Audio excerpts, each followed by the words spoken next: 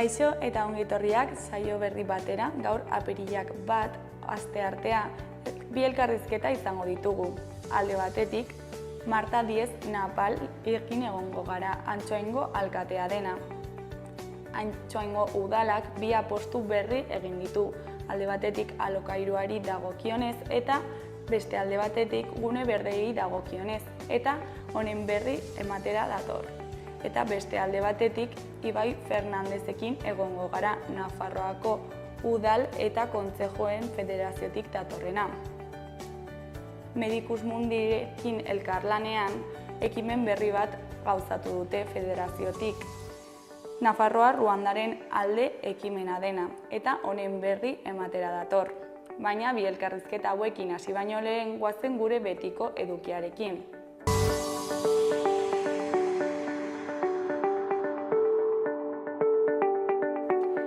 Goazen gaurko efemerideekin. Gaurko egun batean, 1939ko apirilaren batean, 1936ko gerra irabazi zuela aldarrikatu zuen Frankok eta 40 urteko diktadura hasi zen. Urte batzuk geroago, 1978ko apirilaren batean, Gabierrota auzoko oreretako bizilagun elkarteek deituta 7 autobus publiko bahitu eta haiekin manifestazioa egin zuten. Langile auzo horietan garraio bide publikoa oso eskasa zela eta agintariei enegarren aldiz zerbitzua hobetzeko eskatu zieten. Hilabete zeramaten halako ekintzak egiten eta azkenerako lortu zuten auzoan ibilbide osoa egingo zuen autobus linea ezartzea. Egun berean baina 1984ko apirilaren batean lehen gazte topagunea egin zuten Etxarri Arana zen. Bezperan hasita jarrai mugimenduaren 15. urteurrena ospatu zuten, 3 eguneko ekimen erraldoia antolatuta. 12.000 lagun biltzera iritsi eta aurreikuspenak gainditu zituzten hitzaldi, tailer, akelarre, erakusketa, kontzertu eta ekitaldi politikoak uztartuta. Gainera egun gutxiren faltan antolaketan ari ziren gazteen aurka sarekada egin zuen Espainiako poliziak eta gazte askoren lan militanteari esker atera zuten aurrera ekimena. Geroztik gazte topaguneak 2 urtean behin egin zituzten. Eta bukatzeko 2002. urtean, atzerritar talde batek lurralde okupatuetan bizi ziren palestinarrei elkartasuna adierazi eta Yasir Arafat babestu zuten giza ezkutu gisa jardunez.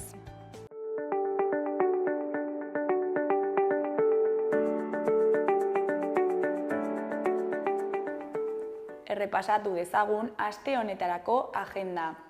Asteartean, San Francisco liburutegi publikoan arratsaldeko 6etan Kasim Ibai ipuin kontalaria egongo da. Kasim Ibairekin narrazioa Angela Kanporen eskutik. Saioa euskaraz 4 urtetik gorako haurrentzat. Ostiralean Tok eta Thatchers taldeen kontzertua egongo da Atarrabiako Totem aretoan. Tok taldeak Jainkoak hiltea zor kalderatu berriki. Eta diskoaren aurkezpen biran Iruñean izango da laukotea. Thatchers taldearekin batera igoko dira Toteneko oholtzara, arratsaldeko 8etan.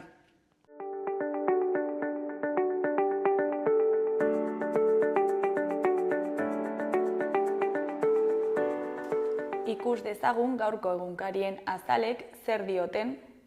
Diario de Noticiasen titular nagusian, Nafarroan indarkeria matxistak egunero 10 salaketa baino gehiago eragin zituen 2024an. Prozesuak 26,5% igo dira aurreko urtearen aldean. Foru erkidegoa da 10.000 emakumeko kaltetuen tasarik altuena duen estatuko bigarrena. 95 biktimak uko egin zioten erasotzailearen aurka deklaratzeari. Argazki nagusian, Budimirrek Latarta Peñaren saria jaso zuen Sabino Andonegiren bilobak diren Oier, Martina, Niko eta Julenen eskutik. Titularrean Budimirrek Sabinoren biloben maitasuna jaso du. Aitonaren errekor historikoa gainditu zuen aurrelari saria eman diote. Hori koloreko berrietan, ezkerrekoan gaur egungo euskararen isla. Eskuinekoan berriz, ostiralean hasiko da buruz burukoa. Eskuineko berrietan, alde batetik babes ofizialeko etxebizitzen alokairua zozketa bidez esleituko da, eta ez baremo bidez. Beste alde batetik inbertitzaile posible batek BSH lantegia bisitatuko du ostiralean. Jarraian mankomunitateak 30.000 euroko isuna jarri dio TCC enpresari bilabesen egoera txarragatik. Gainera zentsura mozio batek UPN Noain Arana alkatetzarik gabe utzi du.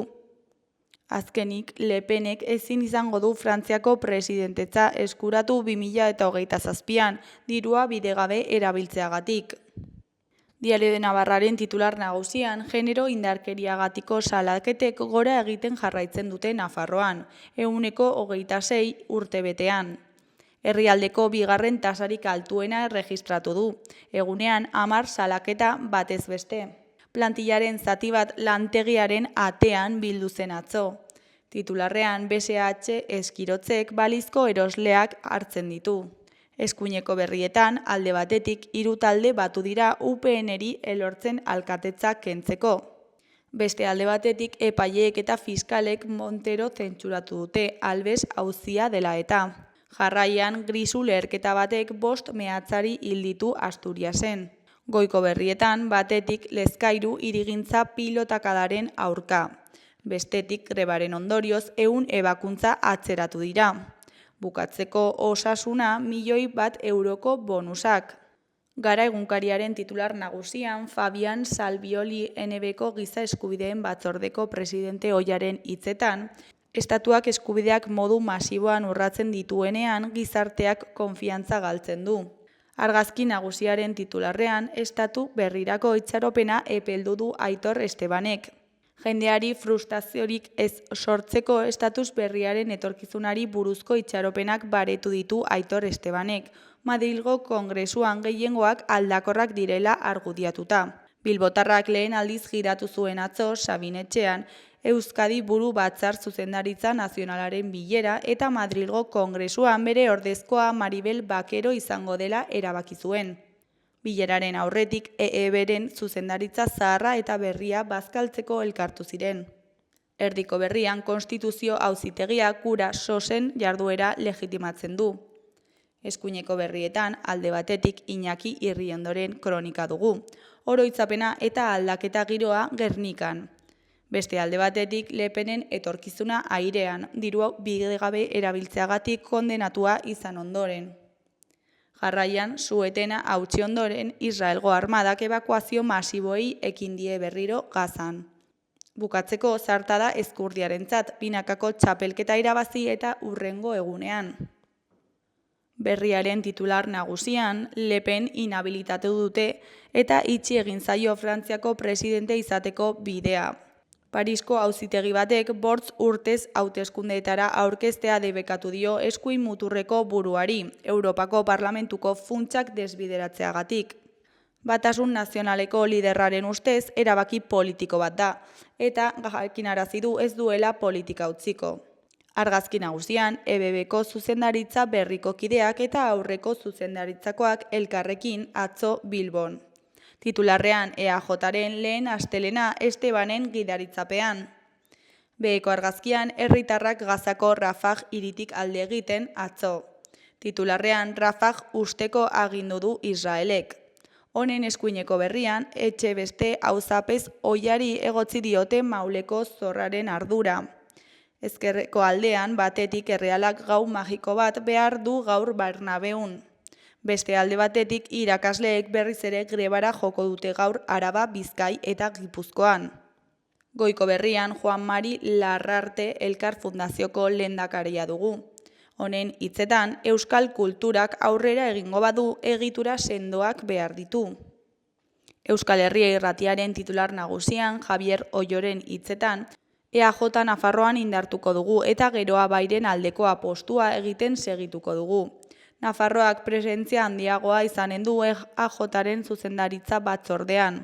Unai Ugalde egonen da Napar buru batzarreko presidente den aldetik, baina lehenengoz beste nafar bat ere izanen da batzorde horretan, Javier Oyok hartu du tokia.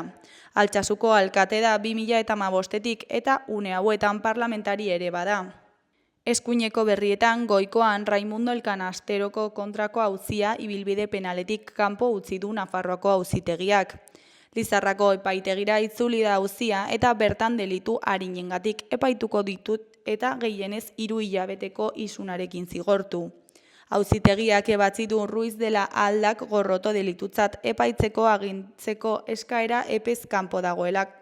Behekoan, Xabier Minaren ustez, Kantauri itsasoa bioaniztasun handikoa eta kolorez beterikoa dela erakusten du filmak. Apirilaren 10ean aurkeztuko dute Iruñean Isaías Cruz eta Xabier Minak zuzendu duten Kantauri filma.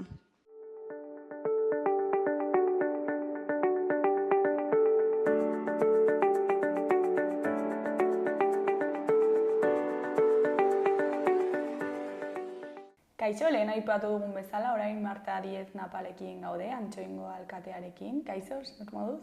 Ongi, zuekin ratotxo bat egotera. Bueno, 2 apostu egin dituzue Antxoingo udalean, ezta? Eta, kontatu guzu pixkat zeintzuk diren.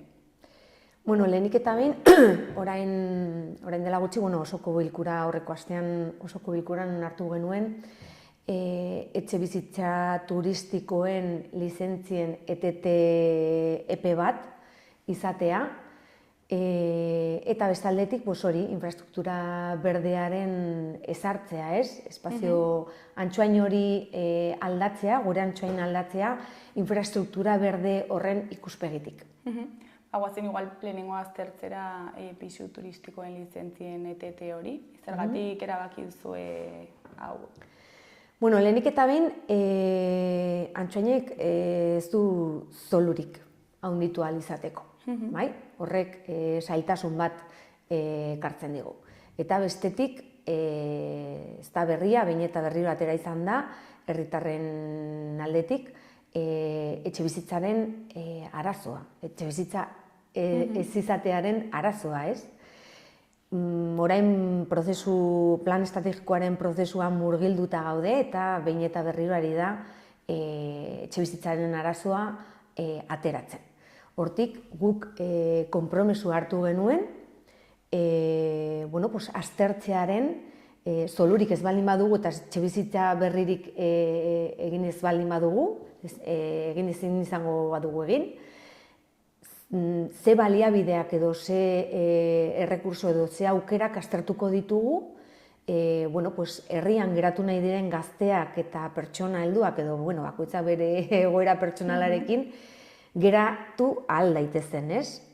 Eta orain dela gutxi aztertu genuen, jardunaldi bat egin genuen ere, beheko etxe solairuak bermatzeko aukera lantzearren, ez? Eta hori herritarrekin batera aztertu egin genuen, hori etxe bizitzak sortzearen beste aukera berri bat bezala. Zer gertatzen da etxe bizitza pisu turistikoen, etxe bizitza turistikoen arira? Sortzen dituzten arazoak, ez? Ez da berria, orokorrean beste hiri handietan ere ikusten ari gara zen olako eragina duen, ez? Etxe bizitzarekiko eta herriko giroarekiko, ez? Bizitza komunitario horrekiko ere. Orduan guk aurreikusi nahi izan dugu, prestatuta egon nahi dugu eragin hori zailtasun bat ez bihurtzeko, eta horretarako urte bateko epea izango dugu normatiba bat sortzeko, eta ematen ditugun lizentziak normatiba horren arira sortu ahal izateko, ez? Eta udalean nola hartu zu erabakia talde politikoen adostasuna egon da edo konflikto pixka bat? Batzordean landu izan da eta ez da gatazka handirik egon. Onartua izan zen pasaden asteko osoko bilkuran, PSNek eta UPNek abstentzioarekin. Bestetik Antxoain zurekin geroa bai eta EH Bilduk onartu egin genuen eta aurrera dijoa neurria. Eta orain etxebizitza turistiko asko daude Antxoainen? Ez dakigu normatibarik eta erregistrorik ez dugulako. Normatiba bat izateak lagunduko gaitu ere hori erregistratuta izatea, ez? Egia da, piso turistikoen plataforma horietakoetan sartzen baldin bazera, 5 inguru ateratzen direla, ez? Baina erregistratuak gutxienik ez ditugu. Eta gero, lege berri honek edo normatiba berri honek nola eragingo die ja turistikoak diren pisuei? Bueno, pues, gehien bat neurtuko du ze herriko zonaldeetan ahal egingo den. Araudia urtebeteko epea hartu dugu, lasaitasunez, aztertzeko. Erabiliko ditugu ere hurbilan ditugun kideak edo herriak eta beraien araudiak lagunduko gaituzte ere, hori araudi zehatz bat egitera. Ulertzen dugu, beharra egon badago, turismoaren aldetik guk ez dugu murriztu nahi ere alde hori, baina bai edo bai zaindu nahi dugu eta lehentasuna eman nahi diegu gure herritarrei. Eta jakinda, zolurik ez baldin badugu, etxebizitza berrik ez baldin badugu egingo, neurtu beharko dugu etxebizitza turistikoetara eskaintzen zaien etxebizitza horiek ez dezatela eragin txar bat izan gure herritarrengan, ez? Eta nola aurre ikusten duzu araudi berri honek eragingo diola alokairu merkatuari? Ez dut uste Antsoainen eragin handiegirik izango den. Egia da, Ezkabamendia alboan dugula eta hori ere, bere aberastasuna du eta turismoaren aldetik lagungarria izango dela eta guretzako ere baliabide bat eta altxor bat dela, ez? Baina egia da, Iruñeko udalak murriztu egin duela adibidez Alde Zaharrean lizentzia horiek ematearena eta hori zabaltzen ari dela, ez? Hurbileko auzoetara, bai Errotxapean eta bai Ezkaban, beheko etxebizitzak solairuak egon badaudela, murriztu egin direla zonalde batzuetan eta horren ariko gara gu ere. Eta herritarren artean nola hartu da erabakia? Orain arte, inor ez da kexatu, ez du kexarik jaso. Nik uste gure herritarrak ere lehenengo pertsona bizitzen dutela etxebizitzaren arazoa eta eragozpenik eragingo dion edozer guk udalak aztertzeak eskertuko dutela. Eta turismo sektorearen zakit? Ez dugu kexarik jaso ez da ere. Egia da ere Antsoain txikia dela, baina orain arte ez dugu kexarik jaso. Eta beste kontuari dagokionez, beste apostuari dagokionez? Infrastruktura berdea? Guretzako oso proiektu eta neurri politak dira. Espazio publikoan eragiten dutenak, bai? Horretarako plan ezberdinak egin ditugu eta laguntzen digu herritarra erdigunean jartzea. Herritarra espazio publikoa berreskuratzea, ez? Gero eta kotxe gehiago dago errepideetan eta espazio publikoa okupatzen. Guk horri begirada jarri nahi diogu, ez? Eta ez dugu kotxeak kendu nahi errepidetik, elkarbizitza batean, kohesio batean egon behar gara. Baina aldi berean bai jarri nahi dugula kontzientzia nola herritarrak galdu egin dugu espazio publikoaren erabilpena, ez? Eta krisi klimatikoa dela eta sortu beharra ditugun herriak edo infrastruktura berdeak lagunduko gaituen bidean herritarra erdigunean jartzen du. Espazio berdeagoak eraikitzen, erosoagoak, gozoagoak, non adin tarte ezberdinak erosago egongo dira haietan, eta guretzako ilusiogarria da horretan ibiltzea. Eta nola hobetuko du herritarren bizi kalitatea? Esan bezala, ez dira parkeak soilik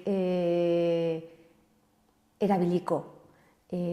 kaleak lasaitasunez mugitu ahal izateko, desgaitasuna duten pertsonek ere errazago kalean bizi ahal izateko aukera izango dute, eta udan edo edozein guneetan gustora kalean lagunekin, familiarekin ibiltzeko aukera bermatuko dugun Antsoain hori eraiki nahi dugu, eta lan horretan ari gara. Eta erabaki duzuen zer eremu hartuko dituen? Begira, orain, momentu honetan gaude lehenengo obra murgilduta eta sortzen diren eragozpenak ere jasotzen, zen obrak badakigu zer ekartzen dute, egunerokoan zailtasunak, ez? Baina gero plataforma bakarrean egongo den kale bat, Hermanos Noain kalea aldatzen ari gara, eta orain hankaz gora dagoen gune bat da, baina hemendik nik espero dut hilabete batetara ja. Egia da, 2 astetan segurazki bukatuko dugula, baina hilabetetara ikusiko dela ze onurak ekartzen dizkigun. Hermanos Noain kalea dago Zelaia parkearekin lotuta, eta horrek laguntzen digu, udaletxeko plazarekin lotzearekin, ikusiko da. Hori lehenengo pausoa eman dugun, lehenengo pausoa gero zabaldu egin nahiko dugu, beste herriko kaleetara, eta irizpidea izango da, esan dudan bezala, hori, herritarra erdigunean jartzea. Eta zergatik aukeratu duzu Hermanos Noain kale hori, ze irizpideen arabera? Printzipioz, bazen kale bat 2 errepide zituena, ibilbide berdinean, ez zuen zentzu gehiegirik, eragiteko aukera lotzen zuen guk infrastruktura berdearen planarekin, bat etortzen zen, eta gero zatitxo hau dago erdituta udaletxeko plazarekin eta jarraitzen du poligonoraino, bai? Hori da, Antsoain zatitzen duen errepide garrantzitsuenetariko bat. Eta horri ikuspegi sostenible bat ematea eta zuhaitzak, egoteko guneak eskaintzea guretzako garrantzitsua da. Lehenengo pauso bat da, gure intentzioa da Antsoain hobetzen eta espazio publiko horren hobetzean jarraitzea, eta hemendik aurrera ez dut spoilerra egingo, baina hemendik aurrera aldaketak egongo dira, bai. Eta nola aurre ikusten duzue merkataritza lokalera eragitea? Hori ere, lehen esan dut, ez, bizitza komunitarioan eragiten dute soilik etxe bizitza, baizik eta Antsoainek duen bizitza komunitario horretan, ez, eta bizitza horretan ere merkataritza dago, barne. Eta horrek lagunduko dio, zen ez dugu kotxea ukatuko, baizik eta herritarrari espazio gehiago emango diogu. Eta hori espero dugu merkataritza gehiago sortzea eta herrian dugun merkataritza ere indartzea. Ikuspegi horretatik ere abiatzen gara. Eta kasu honetan, ja obra zita dagoela, ezakit feedbacka jaso duzu herritarrengan. Bai. Eta? Bai, jasotzen duguna da, hori, lehen esan dizuan bezala, eguneroko eragozpena, ez? Gure egunerokoan aldaketa jasotzen baldin baditugu, ez ditugu ongi egokitzen lehenengo momentuan, ez? Gero azaltzen duzunean, adierazten dituzunean ze onurak egongo diren, eta gero bizitzen denean, obra bizitzen denean, orduan, agian pentsatu beharko genuke egindako ekarpenetan, ez? Baina, ongi etorriak dira, herritarrak egiten dituzten ere ekarpenak, bere egunerokoan eragiten dietenak, baina pentsa, badut zinegotzi bat atzo esaten zuena, negua denean, elurretan dagoenean, ezin duzu zure egunerokoa beti bezala egin, ez? Obrak antzekoak dira. Oberantz goaz, horretarako obrak egin beharra dira, eta tarte horretan egokitu beharko gara obra horietara, ez? Bai, batzutan, gure hankasartzeak egun aldira, zen, obra handiak dira eta gauza asko gertatzen dira obretan, baina hori ikasketa prozesu bat bezala ere hartzen dugu, eta gu ere, hori, ekarpen horiek jasotzeko prest, eta gauzak hobe egiteko prest ere. Bai, gainera normalean luzatzen dira, ez obrak? Hauek eskerrak ez direla gehiegi luzatuko, nik uste epeak beteko dituztela, eta alde horretatik nahiko zintzo bazela, baina, eragozpenak eragozpen, ez? Eta gero, behin bukatuta, pentsatu duzu ez dakit bertan aisialdirako espazioak sortzea? Jada aurre ikusten ari gara. Saiatuko gara lehenik eta behin ospatzen, irekiera, ez? Eta inaugurazio bat egiten, baina gero izango dira espazio, primerako espazioak, hori, lehen esan dizudan bezala, Zelaia parkearekin lotzen den kale zati bat da, eta hori seguro nago, gero herritarrak disfrutatu ahal izango dutela. Eta nabaritu zue, bertan, azkenean, ibilgailu asko kendu dituzue hortik, beste leku batean ezakit pilatzen direla edo? Printzipioz, nahiko, obrak ere eragite dituzte tentsio horiek, ez? Baina, behin eta berriro ari gara, norde izan behar du lehentasuna, kotxeak edo pertsonak. Pertsonei lehentasunan eman nahi baldin badiogu, pertsonen onuren ikuspegitik ari beharko gara, kotxeak alde batera utzi, kokatu non baiten, eta pertsonek, hiritarrek, espazio publikoa berreskuratzea, ez? Sortzen dira, esan bezala, kotxeak aparkatzeko arazo horiek, orain arte neurtuta daude, hori ere aztertuta dago, zen Antsoainen ota jarri izan genuen, gehien bat, herritarrak gaueko ordutegian aparkatu ahal izateko, bai? Gero egunean zehar, ongi kudeatzen zen gauza bat ikusten zen, baina gauean arazoak genituen, ez? Iruñak ota jarri eta gero, guri eragin zigun arazo bat izan zen. Hori aztertu egin da ere, eta aurre ikusten dena da, ordutegi puntualetan arazoren bat izan dezakegu, baina printzipioz aparkalekuarena bideratuta dagoela, ez? Badaude kale eta ordutegi zehatzak non tentsio gehiago dago, baina hori, obrak direla eta goazen obra bukatzera, eta aurre ikusten ditugun obreen eragina aztertzera, eta horiei neurriak edo baliabideak ere eskaintzera. Pausoz pauso, ez? Hori da. Eta udaletik zer espero duzue bi aldaketa hauetatik? Behin eta berriro ari naiz, herritarren onurak. Eta hori formakuntzak eta noruntzu goazen ikusten dugunean argi ikusten da. Herritarrak agian ez dute hain argi eta beharko dute hortik ibili, ez? Eta eguneroko hori disfrutatu, erabili, kalea berreskuratu, parkeak gozatu, eta eguneroko horretatik abiatuta noruntz goazen ulertu. Beraz, konfidantza pixka bat eskatzen dugu ere, eta argi dugu aukera eta erabaki oso ona izango dela eta hori bizi izan ahalko dugula. Marta, ja bukatzeko ez dakit zerbait gehiago komentatu nahi duzun, jendeari zerbait esan? Foko agian jarri nahiko nuke, orain momentu honetan obrak eragiten ari diren eragozpen horietan, ulertze hori eskatuko nioke herritarrei, beraien ekarpenak behin eta berriro ongietorriak izango direla eta beti entzuteko prest egongo garela, eta ikasteko eta aldugun hoberen egin ahal izateko. Beraz, elkarrekin bide hau egiteko proposamena egiten dietere.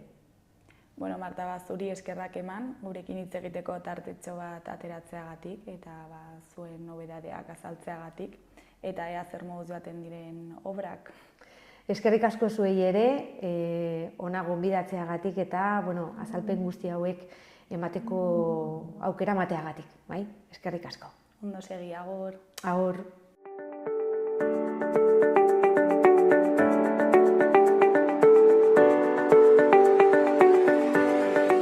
Gaurko eta biharko eguraldia ikusiko dugu orain. Gaur, asteartean giro eguzkitsuak jarraipena izango du eta tenperaturak gora egingo du berriro. Zerua hodei gutxirekin edo oskarbi agertuko da, behe-lainoarekin goizean goiz hegoaldeko txoko batzuetan. Goizean haizeak hegoaldetik joko du, baina indar handirik gabe, eta tenperatura maksimoek gora egingo dute, batez ere barnealdean, non 24-25 gradura iritsi daitezkeen. Kostaldean, aldiz, eguerdi inguruan haizeak iparraldera egingo du, beste zonaldeetan baino lehenago, eta maksimoak bertan 20 graduren bueltan geratuko dira.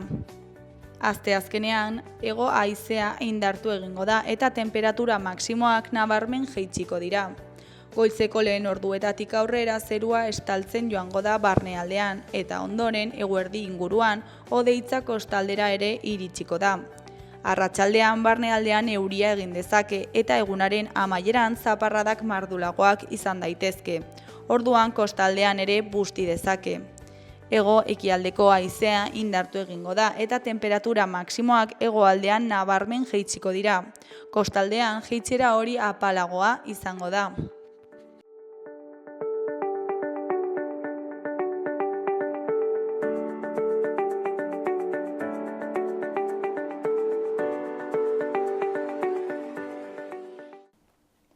Kaixo, lehen aipatu dugun bezala, orain Nafarroko Udalen eta Kontsejuen Federaziotik Ibai Fernandez daukagu. Kaixo, zer moduz? Oso ongi.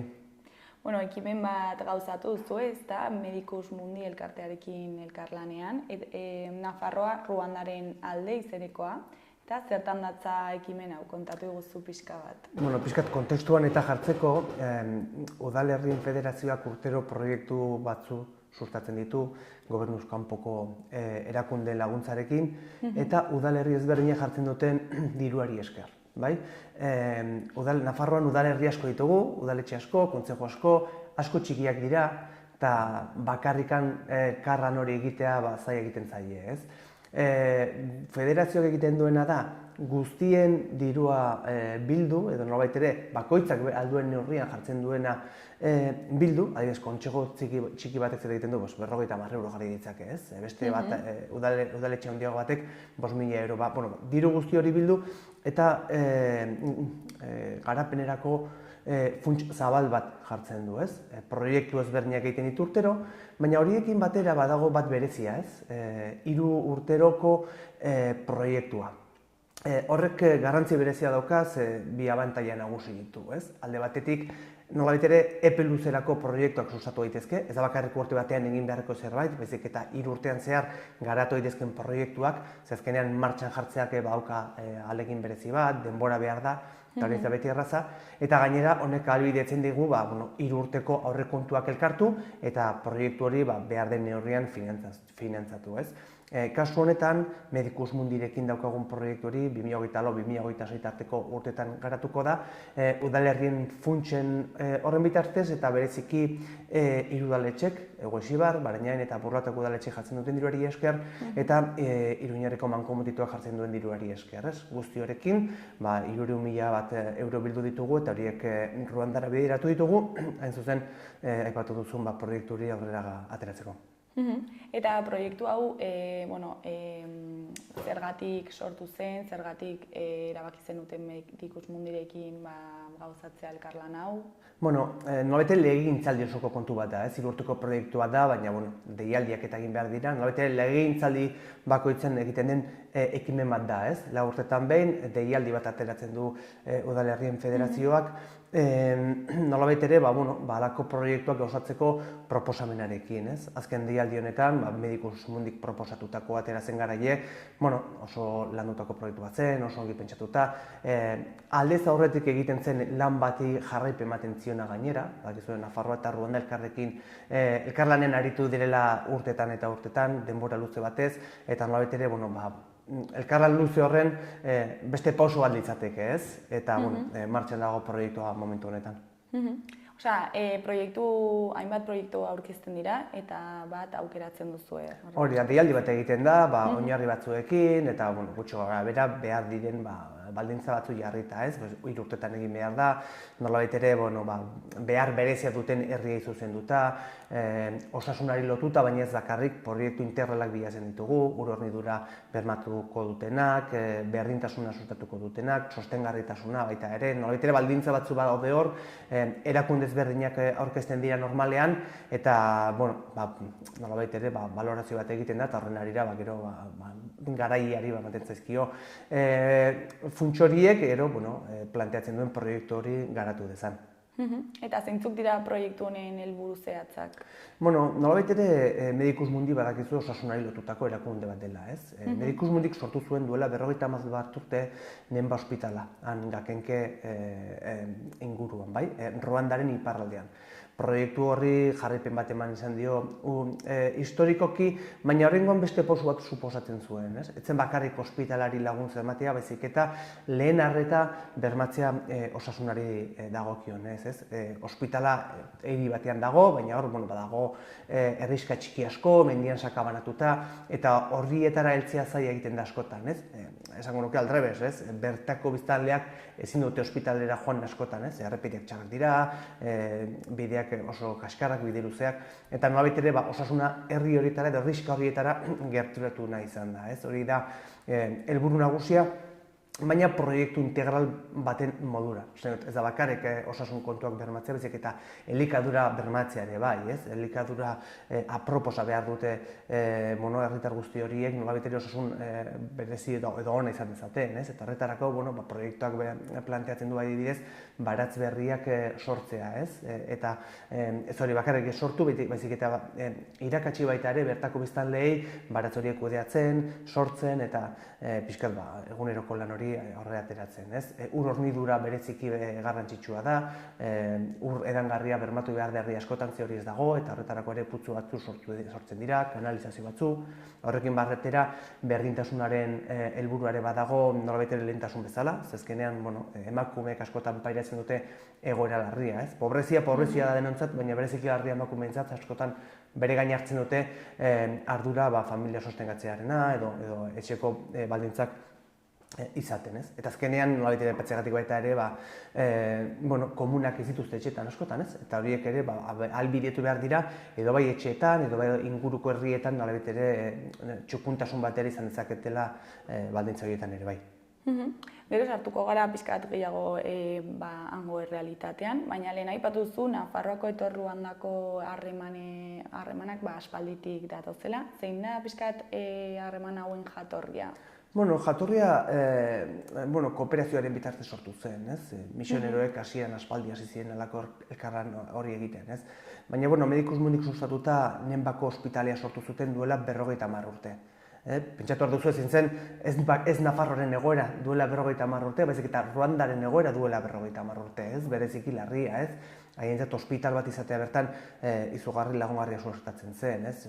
Gerra garaietan eta oso egoera larri egon zen Ruandan eta inguruko Afrikako herri askotan, ez? Baina Ruandan bereziki, ez? Eta, Medicus Mundik sortu zuen ospital hori Nafarroako erakundeen laguntza bereziarekin, udalerriena, Nafar gobernuarena, ez?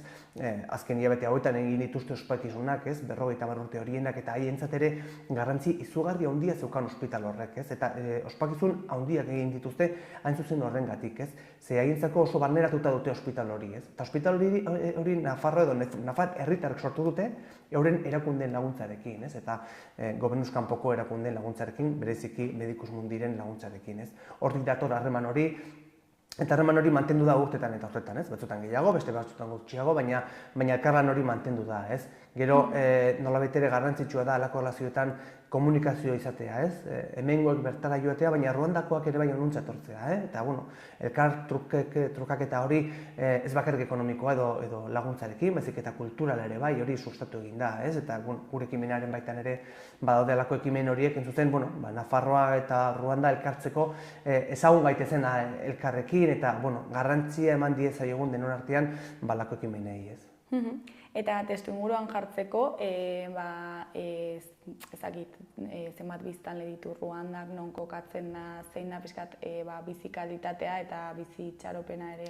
Bai, bueno, Ruandan 13.000 milioi lagun bizi dira gutxi gora bera, ez? Ekimenak gureak gakenke eremuan egiten du lan, ez? Eta, bueno, hori da Ruandaren iparraldean, hor dago Kongotik oso gertu. Oso nolabait ere konfliktu baden eremu bat da, ze hor gerri ezberdina daude lanean, Ruandan aspaldiko gerraren ostean, bueno, gerrilla batzu sortu ziren, eta Kongoren hegoaldean, eta justu mugarekin, azken hilabete hauetan gainera egon dira, sarraski berezi batzu, oso larria gainera, ez? Egoera oso komplikatua da, ez? Eta, gakenken bereziki 300.000 baldagun bizi dira, baina oso sakabanatuta, herrixka txiki-txikietan, eta errepiderikia ez dago, eta oden errepideak gainera, asfaltaturik, ez da asfaltaturik, eurite zaparradak datozenean, hankaz gora gelditzen dira, ez? Oso gainera eremu menditsua da, 2000 metotikorako mendiak dituzte, bataz beste 1.700-1.500 metotan bizi diren herriak dira, eta karo, eurite zaparradak datozenean, gainera aldaketa klimatikoarekin, gero eta larriagoak dira, hor kalte handia egiten da, ez? Hori da, pixkat egoera eta tokia, ulertzeko ze zailtasun dauden bizitzeko. Baldintza horietan bakarrik, horrelakoak balira bakarrik, baina gainera pobreziarekin baldin badaude eta gerra giroan baldin badira asko sokerrago, bereziki zaurgarriak diren gizartearen poblazio horretan. Eta bertako etxe bizitzak nolakoak dira? Ur hornidura daukate? Oso gutxi daukate, oso gutxi. Aldautenarekin egiten dituzte, adobezko etxeak dira, bereziki oso ahulak, eta edozein fenomeno natural datorrenean oso kaltetuak gelditzen dira, ez? Justu etxitxo bat daukate eta komune baldin badokate eskerrak, ez? Baina gehienetan hori ere, ez? Urara ez daukate, ez? Ur edangarria etxeraino ez da heltzen, normalean putzuek badituzte, sortea baldin badokate etxetik 15 minutura, ez? Baina ez da beti horrela gertatzen, ez? Eta, kosti horri ere konponbideat ematea ezinbestekoa da, gutxi gora bera, ezakit biziduin minimo batzu izateko, ez? Eskolara joateko ere arazoak dituzte batzutan, eta, halako ekimenak eta lagungarri zaie asko egunerokotasun horretan, ze egoera bereziki larria dute. Afrikan oro har esango nuke, Ruandan bereziki, baina Ruandaren iparraldean gakenken askoz gehiago. Eta osasun sistema nolakoa da? Publikoa da, pribatua? Publikoa, baina Ruandan oso baliabide gutxi dituzte, ez? Hirietan eta badaude ospital batzu, baina ez da heltzen herrietaraino, ez? Hor, prestakuntza nahiko gutxi daukate, ez dago hemen bezala osasun zentrorik, ez, herrietan, eta mediku bat baldin badago bertan, eskerrak eta formakuntza minimo batekin, ez. Eta, hori da pixkat ekimen honen helburua, ez, zuzen ere, ospitale bat hori bermatuta badago ere, ospitalera joan ezin daitezkin horiek, behintzat lagungarri edo laguntza bat izan dezatela euren eskualdean edo euren inguruan, ez, eta bereziki euren baldintzako hobetzea, azkenean, osasun sistema publiko bezala ezin dugu lertu. Ez, behintzat ez Europan ulertzen dugu moduan, ez, errealitatea oso ezberdina da bertan. Eta lehen aipatu zu emakumeen egoera okerragoa dela, okerra bada, okerragoa eta zailagoa, leku guztietan bezala, baina bertan igual areagotzen da. Ze zailtasun aurkitu ditzakete emakumeak bertan?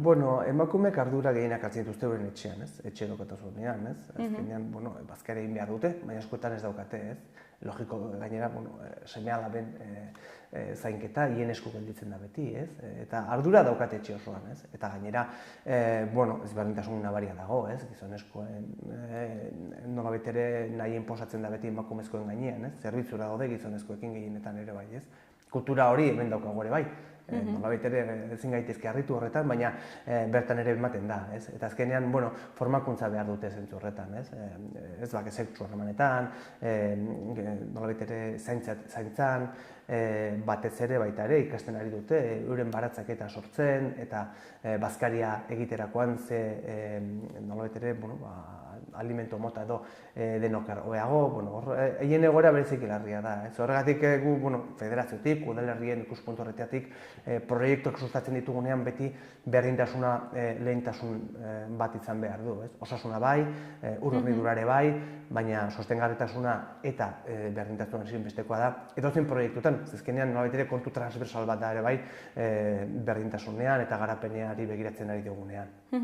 Eta ekimenaren baitan nola sustatzen duzue berdintasun hori? Edo zertan nabarmentzen da? Bueno, nabarmentzen da formakuntzan adibidez, ez? Formakuntza taldeak egiten ditu Medikus Mundik, ez? Emakumeekin, ez? Eta azkenean tailer txiki batzu egiten dituzte herri guztietan, eta oso formakuntza irekiak, ez?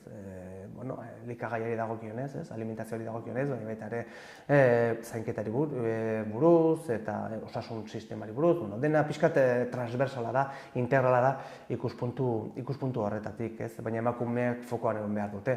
Azkenean, herri batera, halako herri batera zoazenean, batzutan zerrendan azkenak gelditzen dira gehienetan, ez? Eta ez lehen fokoa ekarri behar dira emakumeak, erabakiak hartzerakoan, komunitateak sortzerakoan, eta euren seme-alabak ere hezitzerakoan ere bai, ez? Azkenean, gizonezkoak eta emakumezkoak ez dira berdin hezitzen, ez? Eta guzti horri ere bai, eman behar zaio ikuspuntu orokor bat. Eta ekimenaren baitan, ze gauzatu da bertan, eta hemen ezakit ere ekimenak egingo diren, Nafarroan? Bai, proiektua martxan dago oraindik, ez? Epatu dugu 2024-2026 arteko ekimen bat dela, ez? Azkenean, legegintzaldi berriarekin hasi ginen 24ean, deialdiak egin, eta, egia da gainera, epatu dugu lehen, ez? Nola 50. urte hurrena ospatu zen zearen bak ospitalean, gakenken, eta horrek nolaitera atzeratu gindu pixka bat, ez egintzako oso garrantzitsua zen baita ere, ospital horren ospakizuna nabarmentzea eta egitea, ez? Baina, martxan dago proiektua, hasi dira lehen lanak egiten, baina esango nukitxin beharko dugula pixka bat ondorioak eta zehatzago ikusteko, ez? Azkenean, abantaila hori dare bai, ez? 3 urteko proiektu bat da, 3 urtean zehar gauzotuko dena, ez? Eta horretan gabiltza oraindik eta ikusi beharko dugu 2026aren amaieran zein den emaitza. Baina, behintzat lanetan eta hasiak dira, ez? Gero baita ere garrantzitsua dena da sensibilizazioa guretzat, ez? Proiektuak ardatz ezberdinak dauzka, bertan egiten den lana bereziki garrantzitsua, baina Medikus Mundik ere lan berezia egiten du Nafarroan ere bai, ez? Guk ere formakuntza behar dugulako askotan, ez?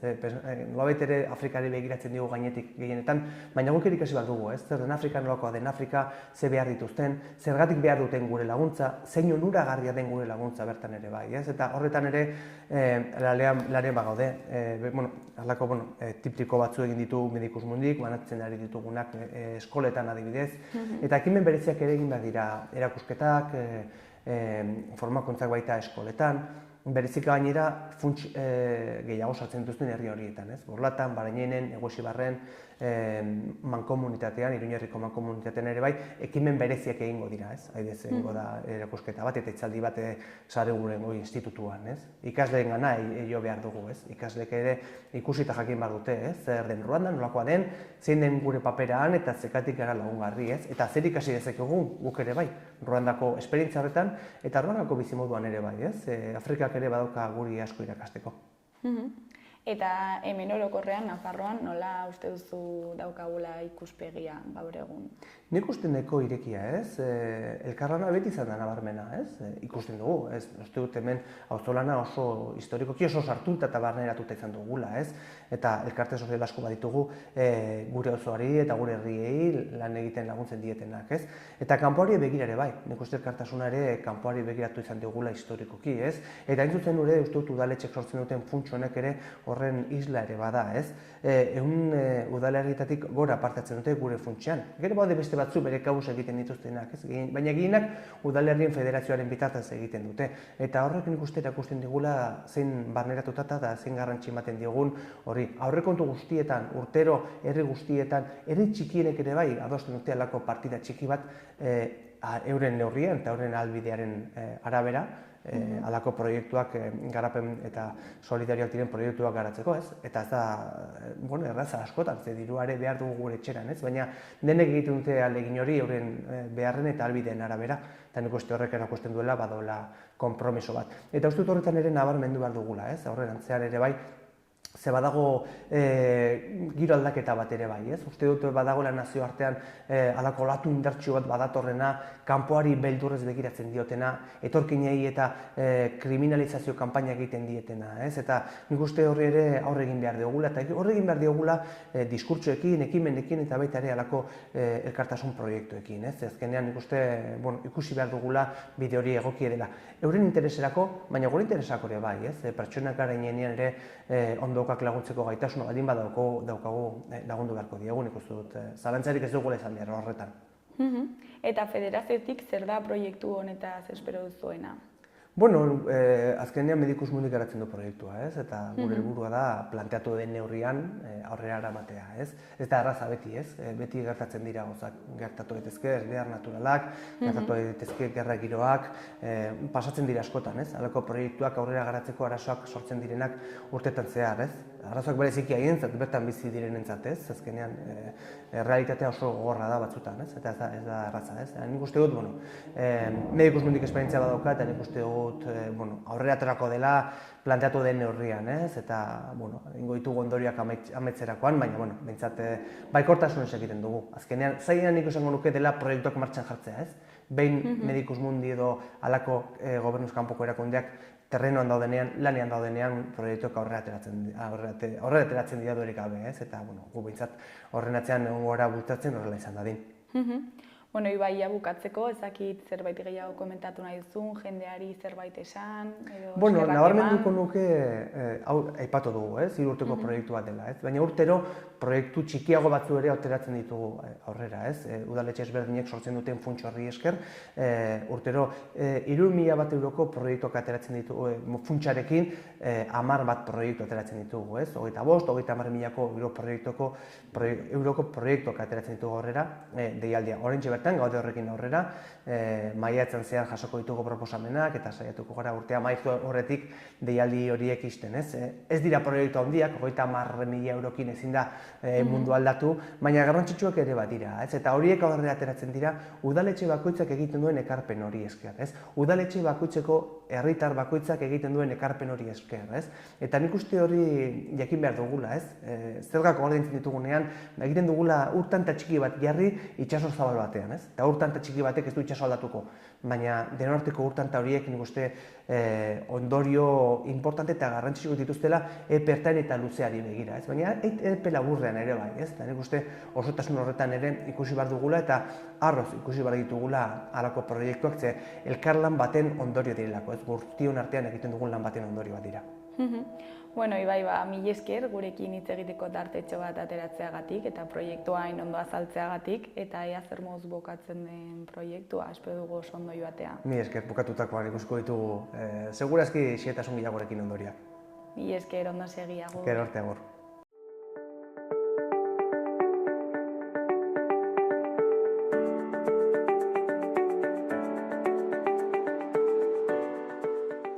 Gaurkoz hau izan da dena, bihar itzuliko gara eduki eta elkarrizketa berriekin.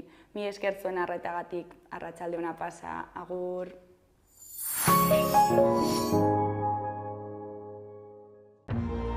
Gobierno de Navarra. Nafarroako gobernua.